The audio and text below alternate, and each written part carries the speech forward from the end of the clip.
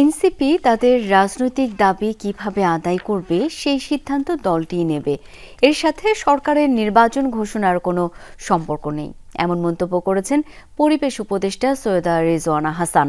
দুপুরে রাজধানীর foreign service একাডেমিতে এক সংবাদ সম্মেলনে এই মন্তব্য করেন তিনি। এ সময় তিনি উপদেষ্টা পরিষদের সভায় অনুমোদন হওয়া অধ্যাদেশের ব্যাপারে জানান। বলেন, বিচার বিভাগ সংস্কার কমিশন যে সুপারিশ করেছে তার বাস্তবায়নে উদ্যোগ নিচ্ছে সরকার।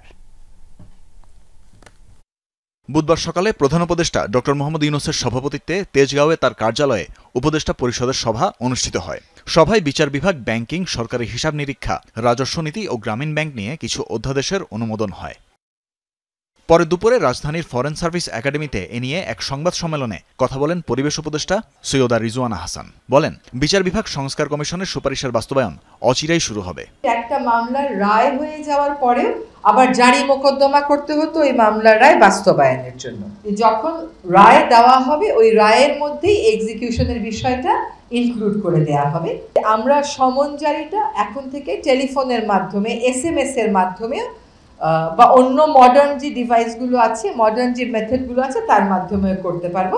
উপদেষ্টা কথা বলেন ব্যাংক রেজুলিউশন অধ্যাদেশ এবং রাজস্ব নীতি ও ব্যবস্থাপনা অধ্যাদেশ নিয়েও। জানান, গ্রামীণ ব্যাংকের সরকারের মালিকানা 25% থেকে কমিয়ে 10% করা হয়েছে এবং 90% রাখা হয়েছে ব্যাংকের সুবিধাভোগীর জন্য। ব্যাংকিং সেক্টরে শৃঙ্খলা আনার জন্য, জবাবদিহিতা আনার জন্য, আমানতকারীদের স্বার্থ সংরক্ষণের জন্য এই ব্যাংক রেজুলিউশন অধ্যাদেশ আজকে আমরা পাশ করেছি। রেভিনিউয়ের ক্ষেত্রে পলিসি করা আর রেভিনিউয়ের ক্ষেত্রে বাস্তবায়ন করা দুটো আলাদা এন্টিটি হবে।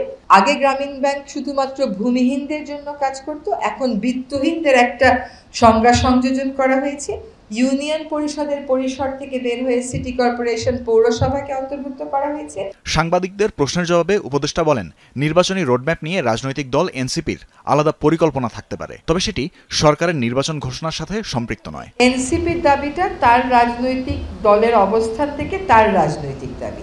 এনসিপি তার রাজনৈতিক যার দাবি কিভাবে আদায় করবে, কিভাবে নিষ্পত্তি করবে, এটা এনসিপি বুঝবে। এটার সাথে সরকারের নির্বাচন সংক্রান্ত যে ঘোষণা সেটার ব্যত্যয় ঘটার আমি কোনো কারণ দেখছি না। প্রধান উপদেষ্টার নির্বাচনী রোডম্যাপ বাস্তবায়নে অন্তর্বর্তী সরকার কাজ করছে বলেও জানান এই উপদেষ্টা। তানফির মৌসুম, যমুনা নিউজ, ঢাকা।